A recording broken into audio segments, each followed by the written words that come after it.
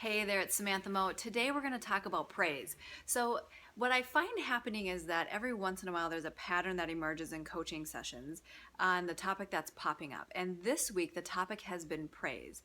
Now, there's a lot of literature out there around the right way to praise your child because if you praise them for every little thing, like if they're already good at putting their shoes on, you don't need to praise them for that because the scary dangerous thing that people are talking about in the child development literature is if you overpraise your child, then they're not going to develop that internal motivation. So then you're going to have to basically praise them or bribe them in order to get anything done. Now, I realize that I said that kind of sarcastically about the literature. And the reason that I said that is because I think we can drive ourselves crazy sometimes with trying to understand what is the right or wrong way to do anything in life, particularly in parenting. So there's literature that says you should be a minimalist with praise and really like drip it out to kids. And then there's another philosophy that says you should praise them for all sorts of things so that they get happy chemicals and then they'll want to do it more and more. And then there's the danger of, but if you praise kids and they're doing it for you, then they don't actually know how to do it for themselves. So here's what we're going to do first.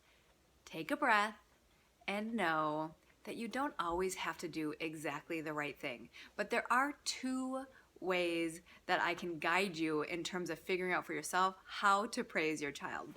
So they're basically two S's.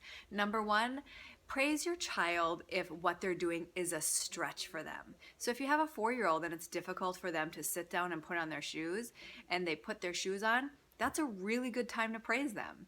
And then number two, other than it being a stretch, the other way to praise your child, the second S, is if you're trying to shape behavior. So then again, if your child isn't very good at putting their shoes on and getting themselves ready to go out the door on their own, then that's another good time to praise them as you're sitting down with them. And I recommend using character words so that you're really building their character.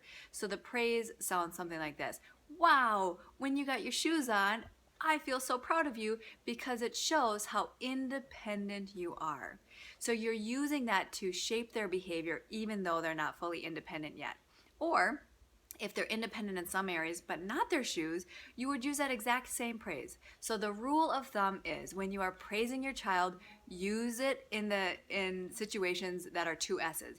They're either stretching to grow to a new level or you're trying to shape their behavior. So maybe even the shoes were something they could put on before, but they haven't done it for a while, so you want to shape them back in that direction. Those are great ways of using praise. There is no harm, no foul. There is no way to damage your kids if you're praising them using the two S's. On another note, if you're noticing something fantastic about my wardrobe today, like this new accessory, please do stay tuned. Because the same way that we shape your child's behavior, we also want to shape how you respond to your child's behavior. And there's something about this gorgeous bracelet that I'm going to be sharing with you very, very soon. So catch you on the flip side, guys. See ya.